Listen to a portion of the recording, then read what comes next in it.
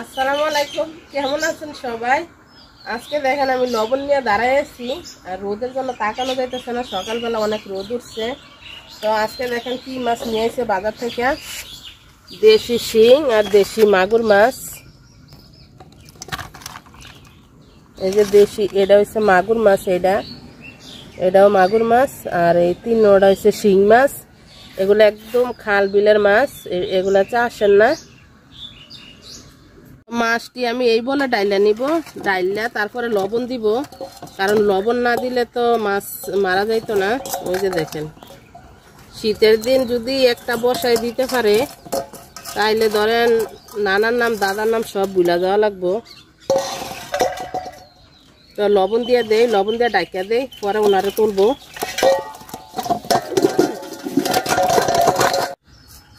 পেঁপে পাতা ফাইরে নিব, এই যে পেঁপে গাছ, পেঁপে পাতা দিয়ে মাছ পরিষ্কার করব। তো মাছটা মারা যেতে যেতে আমি পাতাগুলা ফাইরা নেই,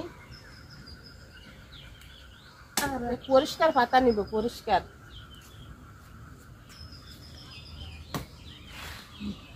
তো মাছ দেখেন লবণ দিয়ে অনেক কালারে চেঞ্জ হয়ে গেছে গা, অন্য কালার হয়ে গেছে গা। তো আগে কাটাগুলা বাইসা তারপরে আমি পেঁপে পাতা দিয়ে ঘষবো মাছগুলা।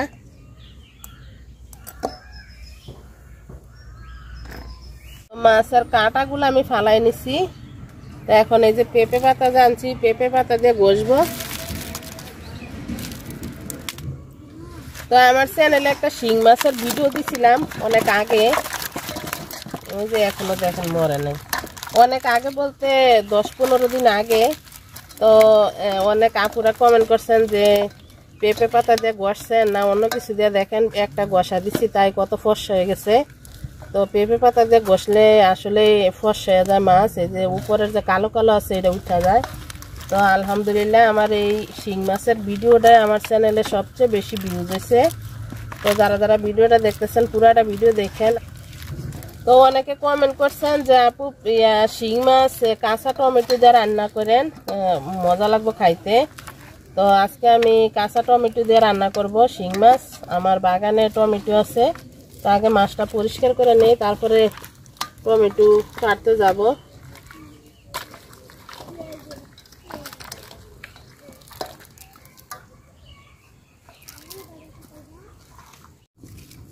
তো মাছ দেখেন পেঁপে পাতা দিয়ে ঘষা নিছি, পরিষ্কার হয়ে গেছে গা। ধুইয়া নিলে আরো সুন্দর দেখা যাব। ওই দেখেন সাঁতার কাটে কেমনি, এখন তো লড়ছে চড়ছে না, এখন আবার পানিতে দেয় না, আবার জীবিত হয়ে গেছে। তো মাছ ধুইয়া নিয়ে পরিষ্কার করে তারপরে কাটবো। মাছটা দেখেন কত সুন্দর পরিষ্কার করে নিছি। তো এখন আমি কাটটা নিব মাছ। আম্মু তো পিস পিস করে কাটটা নিব মাছ। এই যে মাছের ভিতরে এই যে রগ আছে, তো আমি রগটা ফালাই নিব, আগে কাটটা নেই। এই যে তো মাছ কাটতে নিতেছি, মাছ কাটা শেষ। এই যে এই যে সব কাটতে নিছি।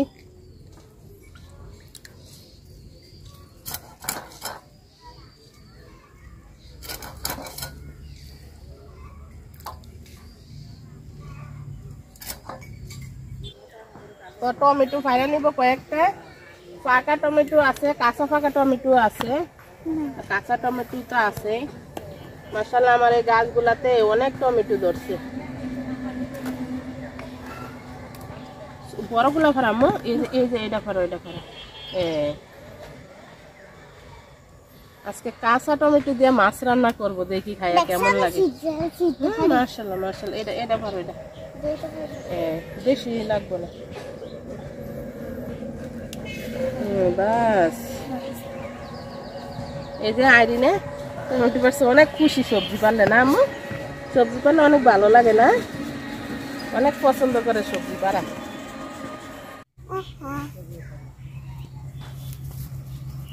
দুই বইনে দেখেন মরিচ পাড়ালে কি লাগছে। আমার বাগানে দেখেন টমেটো, বেগুন, সিম, তারপরে লাউ সব আছে, মরিচ। কিন্তু আমার বেশি কষ্ট লাগে মরিচ গাছটার জন্য। মাশাআল্লাহ অনেক বড় হয়েছে, তো এগুলা থাকবো না, আর কয়েকদিনের ভিতরে সব তুলা লাইতে হইব গাছগুলা, কারণ এই খালটা নাকি কাটবো। খালটা কাটতে তারপরে এই পাটটা অবশ্য অনেক সুন্দর করব, তারপরে আবার আমি সুন্দর করে আবার সবজি লাগাবো নতুন করে আবার। তো টমেটোগুলা কাটতে নিতেছি, একদম কাঁচা কাঁচা টমেটো দিয়ে রান্না করব, আর কিছুই দিব না, আমি শুধু কাঁচা টমেটো দিয়ে রান্না করবো আজকে। পাতিল গরম হয়ে গেছে, তেল দিয়ে দিলাম মাছ ভাজার জন্য। আমার বাড়িতে ফাঁকিয়ে বসে বসে ঝগড়া করতেছে গাছের উপরে। মাছ হলুদ আর লবণ দিয়ে মাখায় রাখছি, আর আমার পাতিলের তেলও গরম হয়ে গেছে, মাছ দিয়ে দিলাম।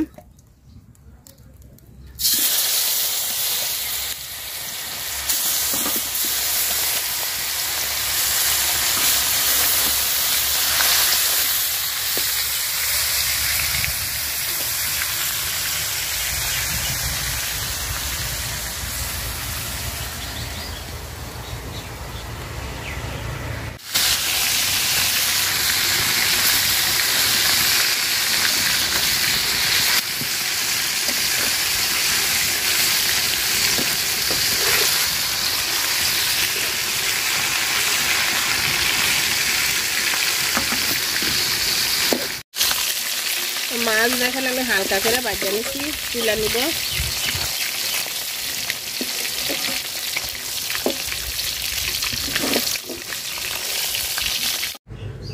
মাছ ভাজার তেলে আমি অল্প একটু তেল দিয়ে দিলাম,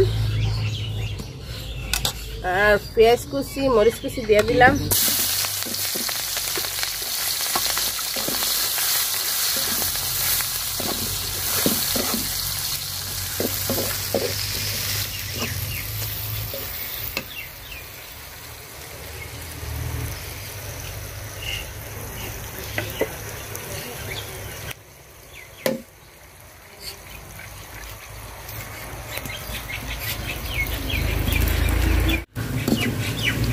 পেঁয়াজটা আমি লাল লাল করে ভাজা নিছি, তো কাঁচা টমেটোটা দিয়ে দিব এখন।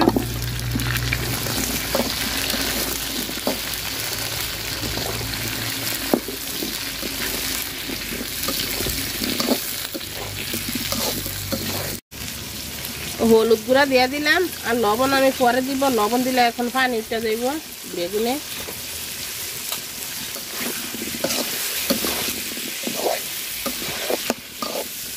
দেখতে খুবই সুন্দর দেওয়া যাইতেছে, সবুজ সবুজ।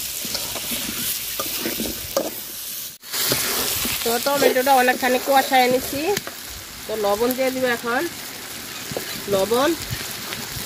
লবণ দিয়ে আরেকটু কষায় নিই।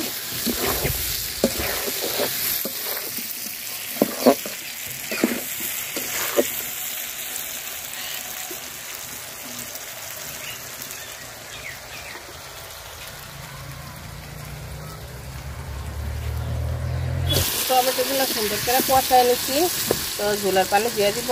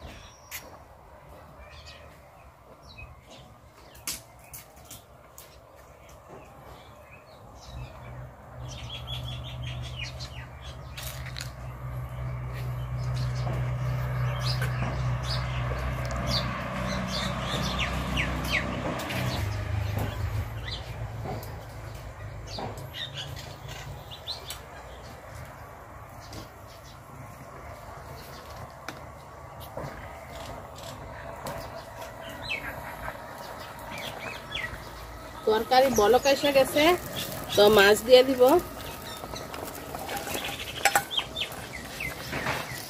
গরম না এতে আগুনের অনেক তাপ, অনেক গরম লাগে আগুন।